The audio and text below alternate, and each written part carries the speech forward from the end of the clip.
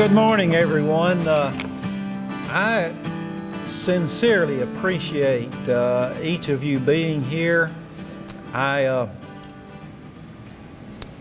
want to say that anytime we can get together like this and celebrate these collaborations, these partnerships that go on, and two, the fact that there's no competition or no territoriality and that sort of thing with these kinds of partnerships, because it's a symbiotic relationship, I think, with each of these partners, and we're going to hear from them in just a minute. But one of my favorite quotes is, "A rising tide raises all ships." That's what we're here for, what we're here celebrating today. And thank you. I appreciate Nina and the work she has done in putting all this together, and of course John Hawley, our Dean of Technologies, the work that they have done, and looking forward to hearing from our other partners here, and then want to be sure that all of you stick around and take a tour of our facilities here, and know that all that's going on here in training our workforce, next generation for workforce. So thank you so much again, and let's hear from our partners. John? Thank you, Dr. Burke. I want to say hello to everyone and welcome. I'm John Hawley, and I'm the Dean for Technologies. And I also want to say this is a good day for Calhoun Community College, and it's a good day for additive manufacturing program here at Calhoun. But more importantly than that, it's a good day for teaching and learning and the students who will benefit from the cutting edge technology in this department. Again, Calhoun is the only higher education institute in the state of Alabama to offer a design additive manufacturing degree. This would not be possible without the partnerships, the relationships we've developed. And Nina, we thank you for leading that charge in developing those partnerships. We have partnerships with GE, General Electric, Huntsville City Schools, NASA, the University of Alabama in Huntsville, and Auburn University. At this time, we will hear comments from some of those partners who are responsible for making this possible today. First, we'll hear from John Vickers from NASA. Next, we'll hear from Judith Snyder from UAH. And then we'll hear from Mark Myers with General Electric. John, if you will.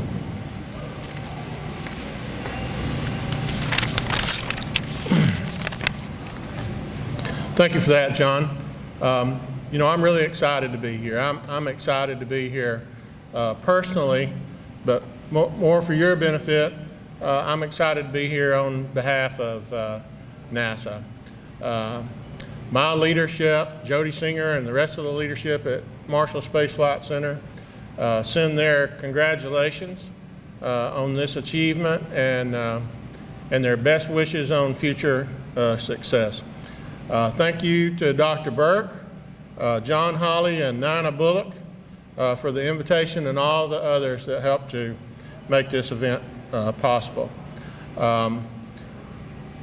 Dr. Burke mentioned competition, and while this partnership doesn't have that competition within it, there's competition in the nation. There's competition internationally in this field. And I want you to know that through this partnership, through this technology, through the educational efforts of Calhoun College, we are well positioned. In fact, This community is ahead of that competition today, and we want to stay ahead of that competition. You know, I'm especially glad to share the stage with my good friends, Dr. Judy Schneider, and my new friend, Nina Bullock. This is an area that I've worked in for a lot more now than 30 years. And they're showing their leadership to move this area forward for this community by sharing their passion and vision and the mission for career and technical education. I was mentioning to Dr. Burke this morning that it's not my first interaction with Calhoun College. About 20 years ago, NASA was called on to help establish the Aerospace Training Center ahead of the ULA plant that was coming to Decatur. And we were working on new technologies at that time. They were friction stir welding, which had actually just been invented in the 90s and was going to be in use at the ULA plant. We were also beginning to use that on our space shuttle external tank. And composites. Composites were seen as the materials of the future. Still are to some degree, maybe to a large degree. And it wasn't long after that they were put in use on the Boeing 787 Dreamliner. Today's a little different. Today we're talking about additive manufacturing. Just last week I read an article that said where the last space race was powered by ideology and meant to declare the superiority of one economic system over another, this one is going to be powered by 3D printing. So I think we're talking revolution here and not evolution. It has the potential to completely transform the way we make things. For us at NASA, the further we get from Earth, the harder it is to take all of the supplies and parts that we need. This capability to produce parts in space is a critical enabling technology for exploration. A mission to Mars today takes about 8 months, one way. So there's no sending back for FedEx or UPS. I recall our last NASA boss, Charlie Bolden, saying to me that he envisioned somewhere down the road we'll launch nothing except additive manufacturing machines. Everything else we'll produce when we get there. So it could be incredible. Now I'm sure some of you have heard the story, it's well known in NASA history, that Wernher von Braun asked the Alabama legislature to provide funding for a university in Huntsville to support NASA. And during that address to the Alabama legislature, he said, "It's the university climate that brings the business. And let's be honest with ourselves. Opportunity goes where the best people go, and the best people go where good education goes." And that's right here today. So I was listening to one of our astronauts recently talk about how her first view from space gave her an understanding of how the Earth is truly all one ecosystem. It's all connected. The same is true for the education and workforce ecosystem. It's all connected. And I believe to do something extraordinary, you need the advantage, such as the partnerships that we're establishing here today in that ecosystem. I think we're doing something extraordinary today with this Alabama Center for Additive Manufacturing Excellence as a key part of that ecosystem. The model of education plus expertise will enable the next generation of knowledge-based brain-power jobs. We're doing something special in Alabama. We have high schools, a community college, universities with UAH, and Auburn with their National Center for Additive Manufacturing Excellence. A team, Redstone, IPT, and I know some of those folks are here today, which includes government, industry, all working together. So that partnership is a huge multiplier effect for innovation. According to a recent Deloitte study, nearly 3.5 million manufacturing jobs will come available by 2025. But because of a skills gap, 2 million will remain unfilled. Now, this study also says that 90% of those manufacturing companies are small businesses. 80% have less than 20 employees. So you can see that most of those jobs are career and technical education jobs. Now, I serve on a White House subcommittee on advanced manufacturing that recently developed a national strategic plan for advanced manufacturing, and in part to address this concern. And about a year ago, leading up to that strategy, I facilitated several roundtable discussions seeking public input for the plan. One of the questions was, what should the federal government do for manufacturing and engineering workforce development? And by the way, we had 7 questions in about 3 hours during these sessions. And every time we moved to a new question, workforce continued to come back up. It was by far the leading topic of discussion, and among the workforce discussions, the leading topic was about technology, innovation, and excitement to attract the next generation of manufacturing jobs and to change the perceptions about manufacturing. So what's going on here today will clearly show that manufacturing is an exciting, creative career. Career and technical education is a special thing, and this is an ideal community to hold this discussion. NASA, the Department of Defense, and the Alabama aerospace community all have deep roots in manufacturing, technology, and innovation. The community is the backbone if you're to be successful. I think that's why all of you are here today. Thank you for letting me take part.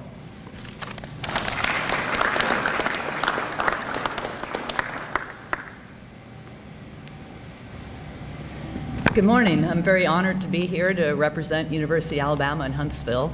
And to echo John's words, we all hear that it takes a village to raise a child. Well, the child we're trying to raise here is advanced manufacturing. I think I've been involved with aspects of advanced manufacturing for my whole professional career. And moving here in 2015 to Huntsville has just made me feel a closer part of this community. So I've always had interactions with NASA, with advanced manufacturing. John and I go way back. And coming here, getting to know Nina, many of our brainstorming sessions to bring this additive manufacturing into existence, and the activities over the summer. And I hope that with university, with our engineers, the technical training here, we're going to bring that community together to teach them early on how to work together, respect each other, because that's how we're going to move this forward. So thank you very much for your time today.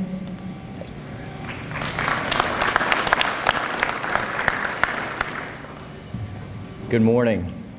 My name's Mark Meyer. I'm the GE Additive education leader.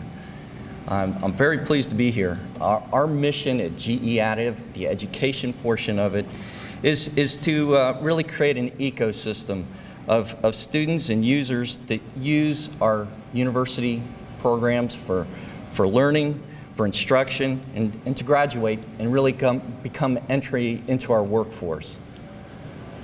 We have 2 programs that help do that. GE Additive programs. One's at the primary and secondary school level, and the other's at the college and university level. Last year, our primary and secondary school, well, to date, the primary secondary program has given over 2,400 polymer printers to schools globally. That's impacted over 1 million students. The college university level, we had applications last year of over 500 college and universities for a MLab 3D metal printer, and I'm very pleased and very happy that Calhoun was one of the 500 colleges and universities selected to receive that machine. Our additive program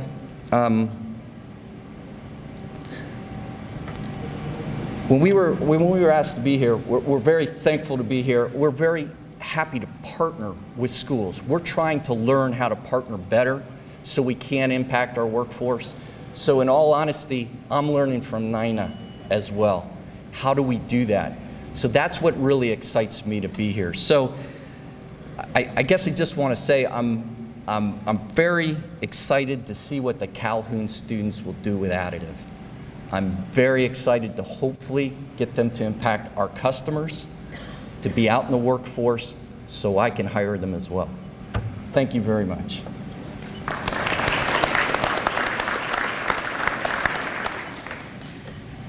Hello, I'm so glad everybody made it this morning, and this is an exciting day for me. I have had little pieces, and 10 years ago when I first walked onto the Calhoun campus, and I looked at the labs in there, and we had 16 broken computers, you know, and so my challenge was to make a difference for Calhoun, for the students, for the community, for the industry. And so I took on that challenge, and you know, we got our first 3D printer in 2011. We wrote curriculum because there was no curriculum out there. So we reached out to the community, reached out to those industry partners and said, please help us make a difference. And they stepped up to the plate and they helped us. And so, you know, we've had many hurdles over the last 10 years, and we revamped the program. We met again with NASA's partners, and they said, hey, we need you to emphasize metal printing more. And, you know, we were like, we're not sure how we're going to do that. But we rewrote curriculum, and we revamped the additive manufacturing degree. And then the biggest thing that we needed was a 3D metal printer. It's hard to teach a 3D metal class without a 3D metal printer. So, like Mark said, we were one out of 500, but 5 universities received that printer, and we were selected as one. So that furthered our goal and made it more possible. And so today, you know, you look and say, okay, this doesn't mean we've arrived. This means we're starting. We're starting. We still need lots of help. We still need industry involvement. We still need to work together as our team and bring curriculum and bring those new workers to the industry. And so that's our goal, to make this a starting point today and move forward. And with you guys, that's going to help us make this possible for the community, the students, the industry, and the whole Southeast region, I feel like. And looking forward to working together. Thank you.